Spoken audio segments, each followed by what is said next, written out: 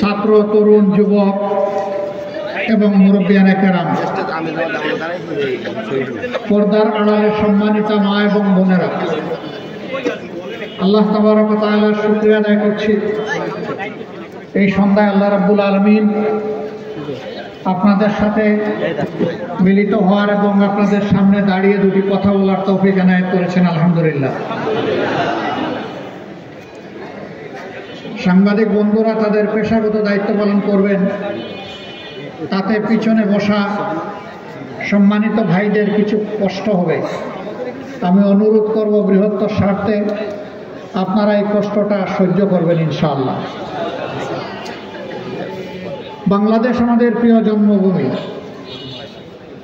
এই অঞ্চল দুইবার এক শতাব্দীর ভিতরে দুইটি স্বাধীনতা দেখেছে। প্রথম দেখেছে ব্রিটিশ ভারত থেকে যখন এই অঞ্চল আলাদা হয়ে পাকিস্তানের একটা প্রদেশ হিসাবে স্বাধীন হয়। এটি ছিল 1947 সালের 14ই আগস্ট। সেই সময়টা যারা স্বাধীনতার জন্য লড়াই করেছিলেন তাদের অনেকে আবার দ্বিতীয় স্বাধীনতার জন্য লড়াই করেছেন। প্রথম স্বাধীনতায় মানুষের আকাঙ্ক্ষা পূরণ হয়নি, বরঞ্চ 23 বৎসরের অখণ্ড পাকিস্তানে একটি প্রদেশ হিসাবে আমাদের অবস্থান ক্ষেত্র বিশেষে অনেক কিছু থেকে আমরা বঞ্চনার শিকার ছিলাম। আমাদের ন্যায্য পাওনার দাবিতে 70 সালের নির্বাচনের ম্যান্ডেট অনুযায়ী এদেশের লোকদেরই দেশ শাসন করার কথা ছিল, কিন্তু ভাগ্যের পরিহাস, এই সুযোগ থেকে দেশের মানুষ বঞ্চিত হলো। একটি যুদ্ধ অনিবার্য হয়ে উঠল। এই সুযোগটি পাশের দেশ গ্রহণ করল, তারা লুফে নিল। 9 মাসের মুক্তিযুদ্ধের সময় আমাদের পার্শ্ব প্রতিবেশী তারা আমাদেরকে থাকার জায়গা দিয়েছে, খাবার সংকুলন করেছে, অস্ত্র সরবরাহ করেছে, ট্রেনিং দিয়েছে। প্রতিবেশী হিসাবে বিপদের সময় এ কাজ তারা করতেই পারে। নিঃসন্দেহে যদি কোনো স্বার্থের বিনিময়ে না হয়ে প্রতিবেশীর প্রতি দায়িত্ব পালনের জন্য হয়ে থাকতো, তাহলে নিঃসন্দেহে এটি প্রশ্নের ঊর্ধ্বে একটি মহৎ কাজ হিসাবে বিবেচিত হতো। কিন্তু আমরা কি দেখলাম? আমরা দেখলাম 9 মাসের যুদ্ধের শেষ প্রান্তে এসে যখন পাকিস্তান দখলদার বাহিনী আত্মসমর্পণের সিদ্ধান্ত নিল, 9 মাস যার নেতৃত্বে মুক্তিযুদ্ধ হলো, সেই মুক্তিযুদ্ধের প্রধান সেনাপতি জেনারেল উসমানীকে বাংলাদেশে আসতে দেওয়া হলো না। তাকে ত্রিপুরার রাজধানী আগরতলায় আটকে রাখা হলো। তিনি মুক্তিযুদ্ধ পরিচালনা করলেন, কিন্তু পাকিস্তান বাহিনীর আত্মসমর্পণটা স্বচক্ষে দেখার সুযোগটা থেকে তাকে বঞ্চিত করা হলো। অধিকার ছিল তার হাতে আত্মসমর্পণ করবে এই বাহিনী। কৌশলে তাকে দূরে রেখে ভারতীয় পূর্বাঞ্চলের কমান্ডারের সামনেই পাকিস্তান বাহিনীকে আত্মসমর্পণে বাধ্য করা হলো। এবং সেই দিন 93,000 যাদেরকে লৌহ বাহিনী বলা হতো, আয়রন কোর, তাদের সমস্ত সামরিক যানবাহন, যুদ্ধাস্ত্র, রেশন, গাড়ি ঘোড়া সব কিছু উজাড় করে ভারতে নিয়ে যাওয়া হলো। ভারত 54 বছরে আমাদের নেওয়া অস্ত্র, গোলা বারুদ, গাড়ি ঘোড়ার কিছুই ফেরত দেয়নি, এমনকি গুলির একটা খোসাও আমাদেরকে ফেরত দেয়নি।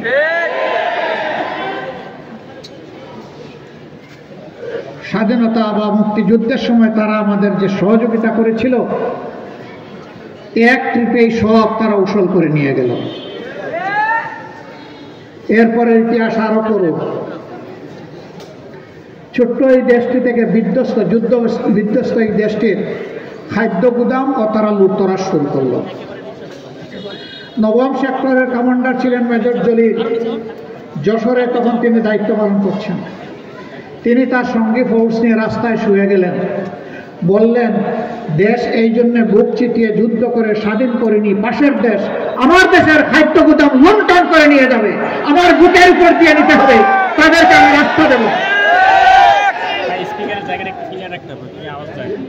18 ঘন্টা তিনি সঙ্গী সেনাবাহিনীকে সাথে নিয়ে এইভাবে রাস্তার উপরেই ছিলেন। নিহতের পরিহাস, তাকে রাস্তা থেকে তুলে এনে জেলবন্দি করা হলো। যিনি 9 মাস বুক চিতিয়ে যুদ্ধ করলেন, দেশপ্রেমের খেসারত হিসাবে তাকে এখন জেলে ঢুকতে হলো। জাতির কপালে এক এক করে এইভাবেই দুর্ভোগ নেমে এসেছিল। এরপরে কি হয়েছে কি হচ্ছে আপনারা সব দেখেছেন, আমি এগুলো বলার আর কোনো প্রয়োজন মনে করি না।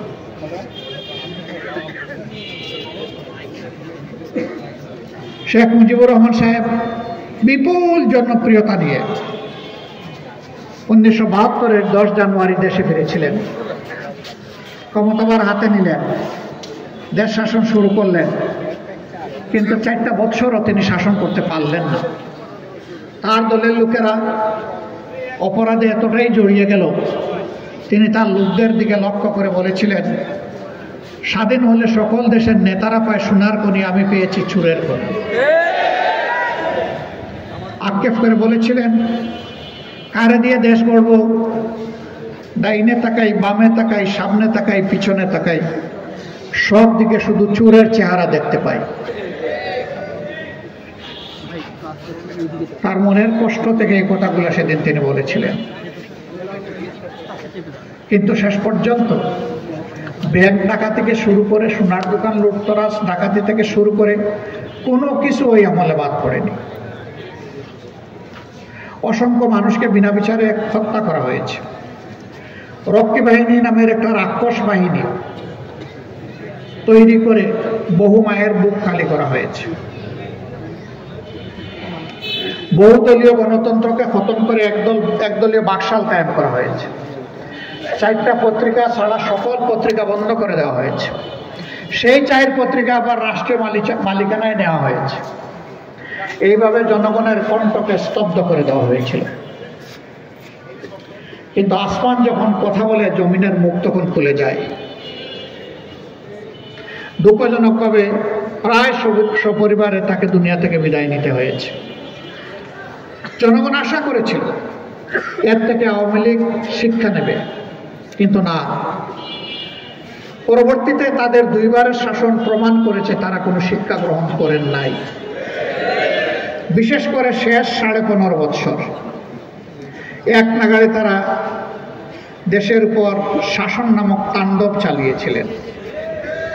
এই সময়টায় সেই আগের পুরানা কায়দায় সকলের কণ্ঠকে স্তব্ধ করে দেওয়ার তারা চেষ্টা করেছেন। প্রতিবাদী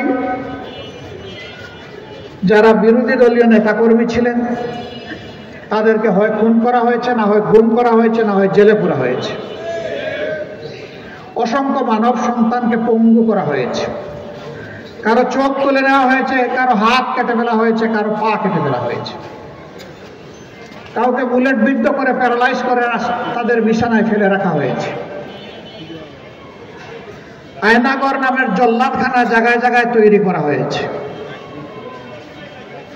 এইভাবে দেশটাকে অপরাধের স্বর্গরাজ্যে পরিণত করা হয়েছিল। বাংলাদেশের ব্যাংক, বিমা সেক্টর, কর্পোরেশন সবগুলা লুণ্ঠন করে উজাড় করে বিদেশে পাচার করা হয়েছে। এমনকি বাংলাদেশ ব্যাংকের সেন্ট্রাল ব্যাংক, কেন্দ্রীয় ব্যাংকের রিজার্ভ মানি পর্যন্ত ডাকাতি করা হয়েছে। গোটা অর্থনীতিকে বিধ্বস্ত করে, বঙ্গুর করে তারা হয়তো দেশ ছেড়ে চলে গেছেন, কিন্তু জনগণকে বড় মুসিবতের মাঝে রেখে গেছে। শুধু 24-এর এই আন্দোলনে আমাদের হিসাব অনুযায়ী 1400 থেকে কম বেশি কিছু লোককে হত্যা করা হয়েছে জুলাই মাসের 1 তারিখ থেকে আগস্ট মাসের 5 তারিখের মধ্যে। বলেছিল আমাদের দাবি অত্যন্ত সহজ সরল, ছোট। চাকরির কোটাটা আপনারা সংস্কার করুন, যৌক্তিক সীমায় নামিয়ে আনুন, আমাকে আমার অধিকার দিন, আর অধিকার দিতে না পারলে একটা গুলি দিন। তারা অধিকার দেয় নাই, তাকে গুলি দিয়েছে। সে ডানা মেলে বলেছিল, বুকের ভিতরে তুমুল ঝড়, বুক পেতেছে গুলি করে। তার আস্থা ছিল তার দেশের পুলিশ তার বুকে গুলি করবে না, তার অধিকার দেবে। অধিকার দেওয়া হয়নি, তাকে গুলি উপহার দেওয়া হয়েছে। সেই গুলিতে লুটিয়ে পড়ার পরেও তার লাশ নিয়ে রাজনীতি করা হয়েছে। আল্লাহর বিচার, রাখে আল্লাহ মারেকে, ধরে আল্লাহ ছাড়েকে।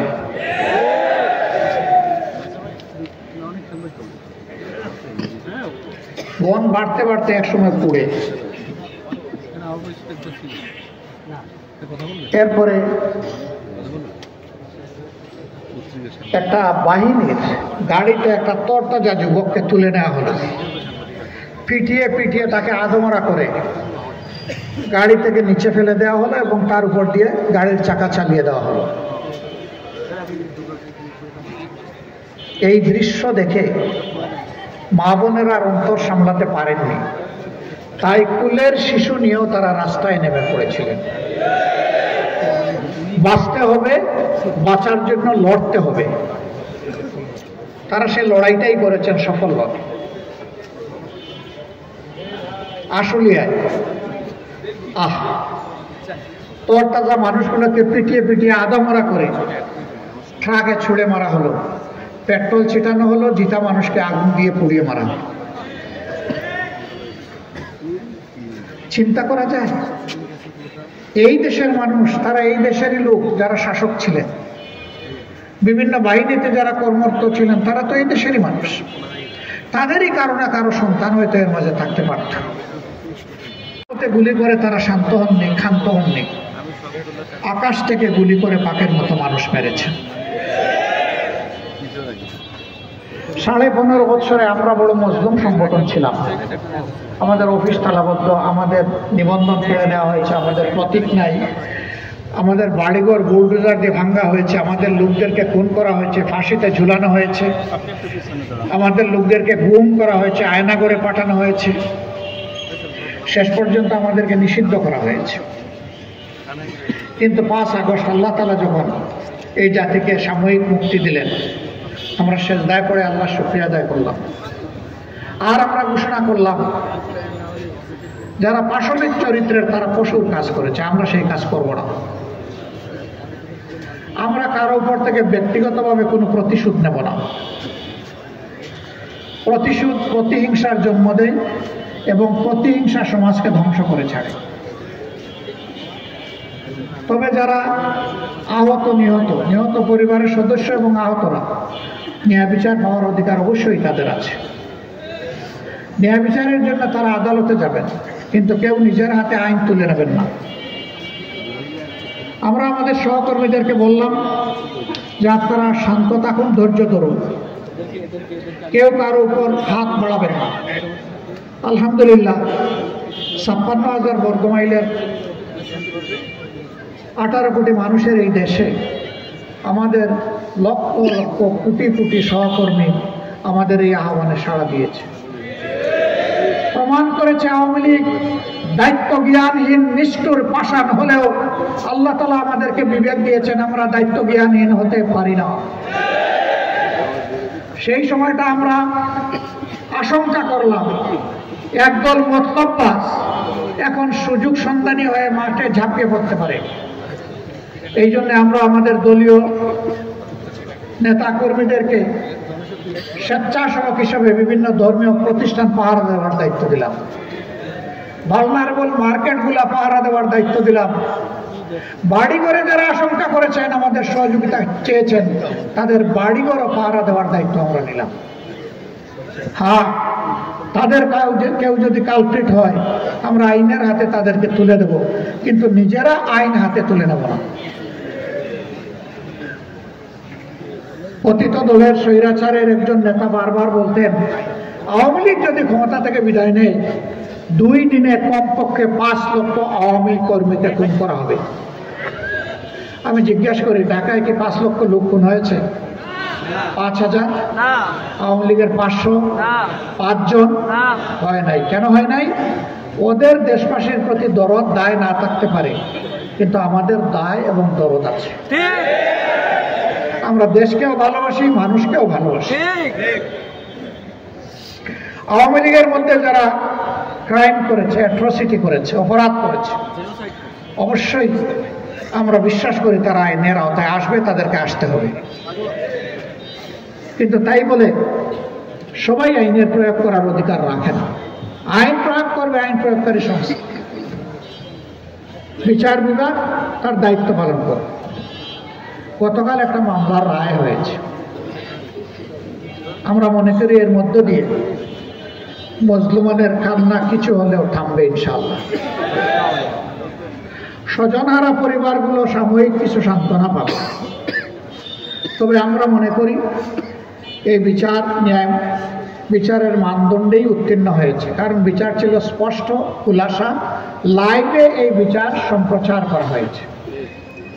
এটা কোনো গোপন বিচার ছিল না। এখন ন্যায় বিচারের দাবি হচ্ছে বিচারের রায় কার্যকর হওয়া। আমরা সরকার এবং বিচার বিভাগের প্রতি আহ্বান জানাব যে আপনার তার উপযুক্ত পদক্ষেপ গ্রহণ করুন। দেশবাসী আপনাদের সাথে আছে, দেশবাসী আপনাদের সাথে থাকবে। পরিত্যক্ত দলটি গতকাল লকডাউন আহ্বান করেছিল। আপনারা কি সবাই নিজ ঘরে বন্দী হয়ে বসেছিলেন? কেউ এটা মানে নাই। সবাই রাস্তায় যার যার কাজে স্বাভাবিকভাবেই ব্যস্ত ছিলেন। এর দ্বারা প্রমাণ হয়েছে তাদের সাথে জনগণের কোনো সম্পর্ক নেই। হ্যাঁ, তারা যদি তাদের অপরাধ বুঝেন, লজ্জিত হন, তারা যদি ক্ষমাপ্রার্থী হন এবং আইনের কাছে নিজেকে সাপোর্ট করেন, তাহলে আমরা ধরে নেব তারাও দেশটাকে ভালোবাসেন।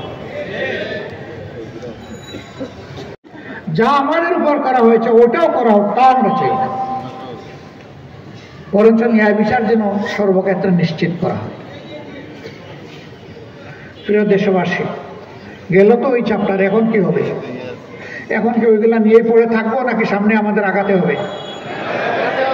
আমরা দেশটাকে নিয়ে সামনে আগাতে চাই। এই দেশটাকে নিয়ে সামনে আগানোর জন্য আমাদের কতগুলো মৌলিক জায়গায় অবশ্যই দৃষ্টি দিতে হবে। বাংলাদেশ জামাত ইসলামী কতগুলো মৌলিক জায়গাকে চিহ্নিত করেছে অগ্রাধিকার হিসেবে। প্রথম জায়গাটাই হচ্ছে আমাদের শিক্ষা। একটা ভালো জাতি গড়ে তুলতে হলে ভালো একটা শিক্ষা ব্যবস্থা আমাদের লাগবে। বর্তমান শিক্ষা ব্যবস্থায় আমাদের সন্তানদেরকে তাদের মেধা বিকাশে যথাযথ সহায়তা করা হচ্ছে না, যার কারণে অনেক মেধা ঝরে পড়ছে, আবার অনেক মেধা আংশিক বিকশিত হচ্ছে। আমরা চাই মেধার পূর্ণ বিকাশ। এই জন্য শিক্ষাকে আমরা নৈতিকতার উপর ভিত্তি করে সম্পূর্ণ আধুনিকায়ন করতে চাই। শিক্ষাকে যদি মডার্ন যুগের সাথে না মিলানো যায়, সকল টেকনোলজির দিক থেকে আমরা শুধু পিছনেই পড়ে থাকবো, আমরা সামনে আগাতে পারবো। আমাদের স্বপ্ন আমাদের সন্তানেরা জন্ম নেওয়ার পরে তারা তাদের পর্যাপ্ত চিকিৎসা পাবে এবং একটু বড় হইলেই তারা সঠিক শিক্ষাটা পাবে। শিক্ষার পাড় চুকিয়ে যেদিন তারা বের হবে, সাক্ষাতে তারা একটা কাজ নিয়ে বের হবে, বেকার হয়ে বের হবে না। এবং এক টুকরা কাগজ নিয়ে অথবা কয়েক টুকরা কাগজ নিয়ে এই দপ্তর ওই দপ্তরে ঘোরাঘুরি করে নিজের সময় নষ্ট করবে না। কাজ তার হাতে চলে আসবে তার যোগ্যতা অনুযায়ী। যার যেমন যোগ্যতা সেই যোগ্যতার কাজ তার হাতে চলে আসবে, অফার চলে আসবে। অফার হয়তো অনেকগুলো আসবে, এর মধ্যে থেকে যেটা উত্তম সেটাই সে চয়েস করবে।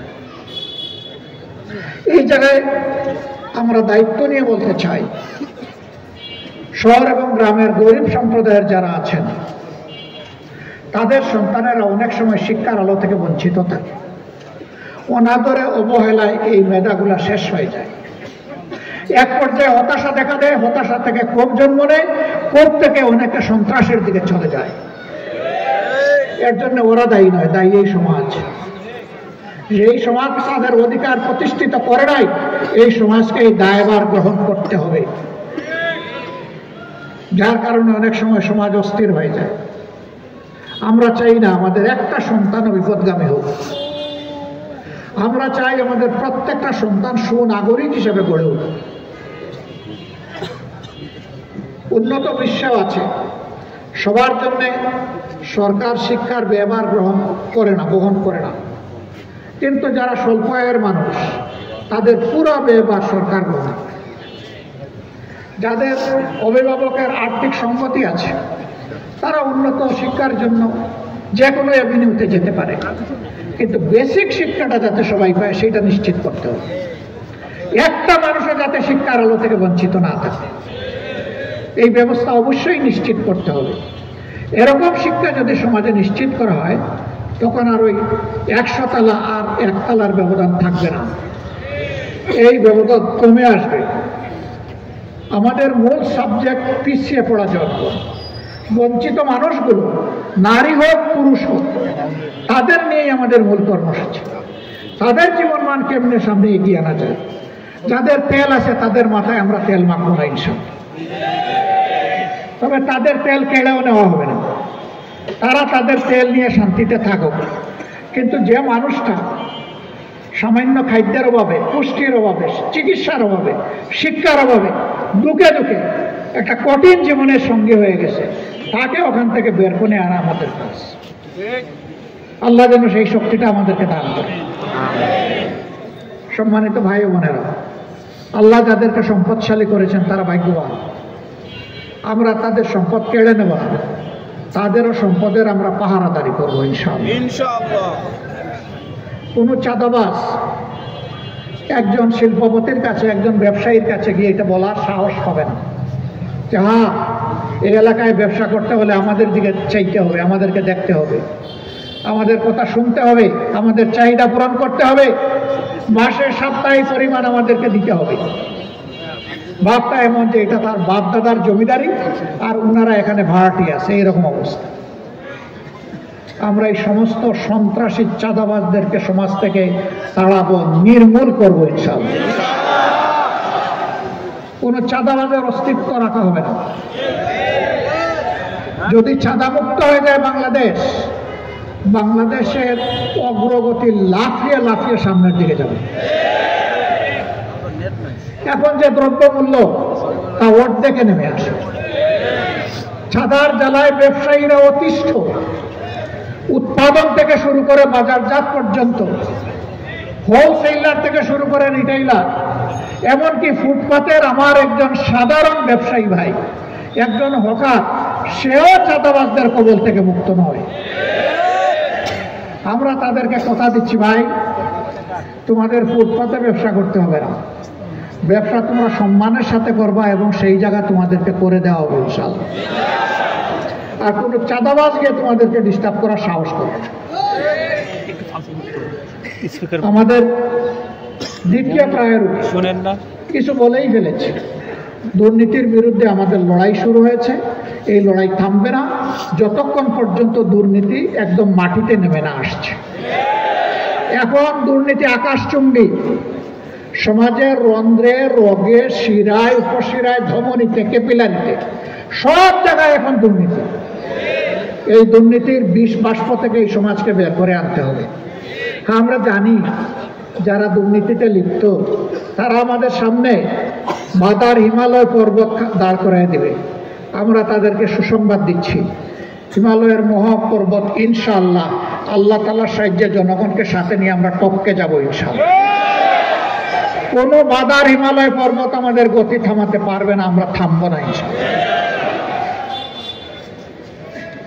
সম্মানিত ভাইরা, এরপরে আমাদের অঙ্গীকার, সমাজে ন্যায় বিচার নিবৃতে কাঁদে। বিশেষ করে নিরীহ মানুষ কোনো বিচারই পায় না, বরঞ্চ অবিচারের শিকারে পরিণত হয়। সকলের জন্য সকল পর্যায়ে ন্যায় বিচার সমভাবে নিশ্চিত করা। বিচারের ক্ষেত্রে কারো মুখ দেখে কোনো বিচার হবে না।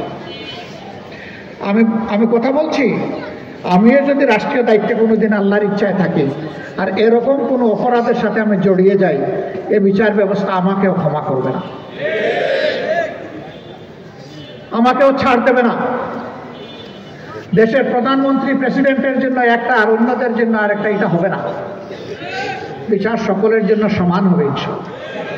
সেই ন্যায় বিচার নিশ্চিত করলে সমাজ থেকে বহু ধরনের বৈষম্য অটোমেটিক্যালি দূর হয়ে যাবে এবং বিচারকেরা সম্মানের আসনে থাকবেন।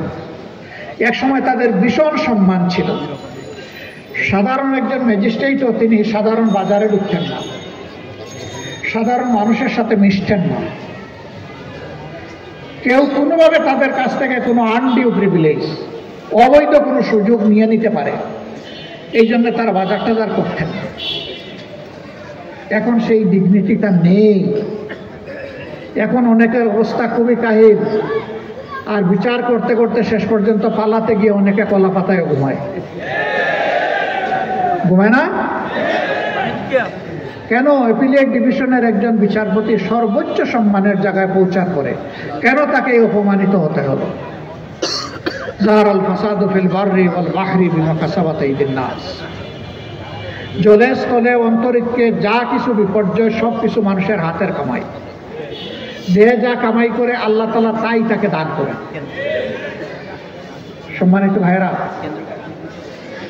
আমরা এই জায়গায় চেষ্টা করব আল্লাহ তাআলার দেওয়া বিধানের ভিত্তিতে সমাজে ন্যায় বিচার প্রতিষ্ঠা করা। এ বিচার ধর্ম বর্ণ নির্বিশেষে সকলের জন্য সমান হবে। কারো ধর্ম দেখে বিচার প্রভাবিত হবে না।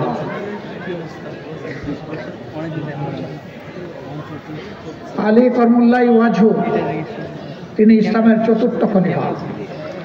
যে কোনোভাবেই হোক তার তলোয়ারটি খোয়া গেল, সন্ধান পাওয়া গেল কোনো একজন বেদুইনের দখলে এই তলোয়ার আছে যিনি মুসলমান নন। খলিফা প্রধান বিচারপতির দফতরে মামলা দায়ের করলেন ওই লোকটার বিরুদ্ধে। মামলার তারিখ পড়ল, বাদীকে বলা হলো উপযুক্ত সাক্ষী নিয়ে যথাসময়ে আপনি হাজির থাকবেন। তিনি তার দুই সন্তানকে সাথে নিয়ে হাজির হলেন, হযরতে হাসান রাদিয়াল্লাহু তাআলা আনহু এবং হযরতে হুসাইন রাদিয়াল্লাহু। যখন বিচার শুরু হয়েছে, প্রধান বিচারপতি বললেন যে আপনি সাক্ষী উপস্থাপন করুন আপনার অভিযোগের সপক্ষে। তিনি তার বড় ছেলের হাত ধরে বললেন, বাবা তুমি উঠো, সাক্ষী দাও। তিনি বললেন, হ্যাঁ এটা আমার বাবার তলোয়ার। বলে, উনি আপনার পিতা? বলে, হ্যাঁ। আপনার সাক্ষী গ্রহণযোগ্য না, আপনি যান। বলা হলো দ্বিতীয় সাক্ষী আনুন। তিনি বললেন, সেও আমার সন্তান। বললেন যে ওই সাক্ষীও গ্রহণযোগ্য না। যেহেতু উপযুক্ত সাক্ষী প্রমাণ আপনি দিতে পারেন নাই, এর বাইরে কি কোনো সাক্ষী আছে? যে আমার আর কোনো সাক্ষী নাই, এই তলোয়ার যে আমার, এর বাইরে আমার আর কোনো সাক্ষী নাই। তখন বললেন, যেহেতু আপনি সাক্ষী প্রমাণ দিতে পারলেন না, আপনার অভিযোগ খারিজ করা হবে। এই বিচারে সন্তুষ্ট হয়ে উভয়ে চলে যাচ্ছেন। একজন চলে যাচ্ছেন, বাপ আমি বেঁচে গেলাম। আরেকজন চলে যাচ্ছেন যে ন্যায় বিচার প্রতিষ্ঠিত হবে। প্রধান বিচারপতি আমার মুখ দেখে বিচার করে নাই। তিনি নিশ্চিত হলেন যে এই রাজ্যে অবিচার হবে না, এই জন্য তিনি সন্তুষ্ট। ওই বেদুনের মনে হঠাৎ করে ঢেউ জাগল। সে দৌড়াইয়া এসে আবার বলল, মাননীয় প্রধান বিচারপতি, আপনি কি অভিযোগকারীকে আবার একটু ডাকবেন? কেন? বলে, আমার একটু কথা আছে, আমি একটু সারেন্ডার করতে চাই। ডাকা হলো। আসার পরে বললেন, তুমি কি বলবে বলো। সে বলল যে আমি প্রভুর নামে সাক্ষী দিয়ে বলছি এই তলোয়ারটা আমার নয়, এটা খলিফার তলোয়ার। আমি এই তলোয়ার এনে দিচ্ছি, এই তলোয়ারটা ওনার হাতে দেন। তলোয়ার যত জায়গায় আসলো, প্রধান বিচারপতি এটা খলিফাকে দিলেন। খলিফাকে দেওয়ার পরে তিনি বললেন যে অভিযুক্ত ব্যক্তিটি সত্যের সপক্ষে দাঁড়ানোর কারণে আজকে আমি তাকে এটা উপহার দিলাম। আগে সে চুরি করেছিল, এবার তিনি উপহার দিলেন, কারণ সে সত্য কথা বলেছে, সত্য স্বীকার করে নিয়েছে। তার শুধু তলোয়ার বিরোধ না, তার কিন্তু শাস্তি হওয়ার কথা চুরির দায়ে। This is the beauty of Islamic jurisprudence. ইসলামের বিচার ব্যবস্থার এটাই হচ্ছে সৌন্দর্য। কাউকে খাতির করবে না, এখানে খলিফাকেও খাতির করবে। খলিফা বলতে পারতেন, কেন আমি রাষ্ট্রের খলিফা, আমাকে বিশ্বাস করেন না? না, এটা বলার তার কোনো অধিকার নেই।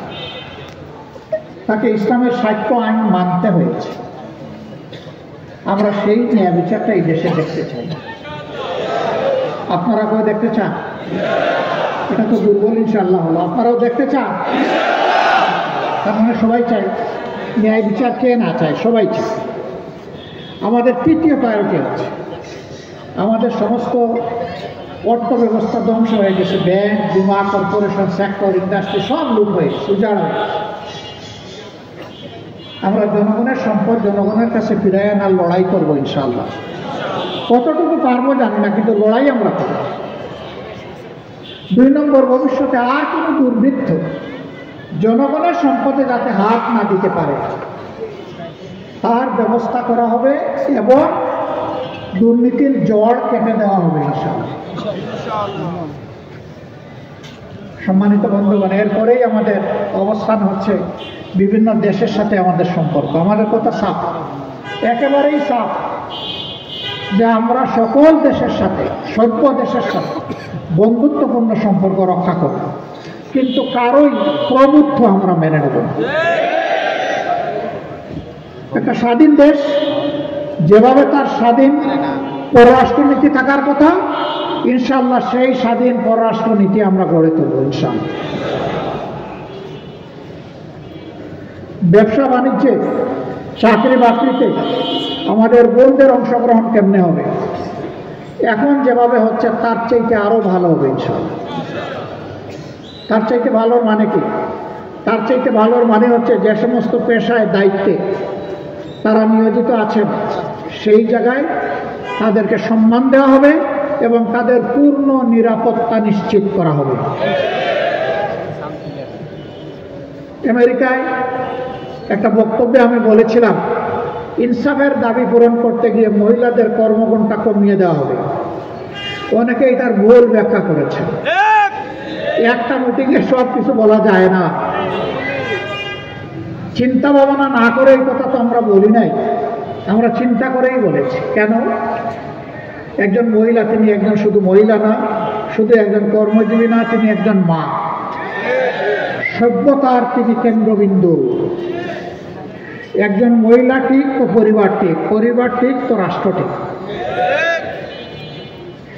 এই মহিলারা তারা তাদের উদরে সন্তান ধারণ করেন, গর্ভের সন্তান জন্মগ্রহণ করার পরে তাকে লালন পালন করেন বুকের দুধ দিয়ে, স্নেহ ভালোবাসা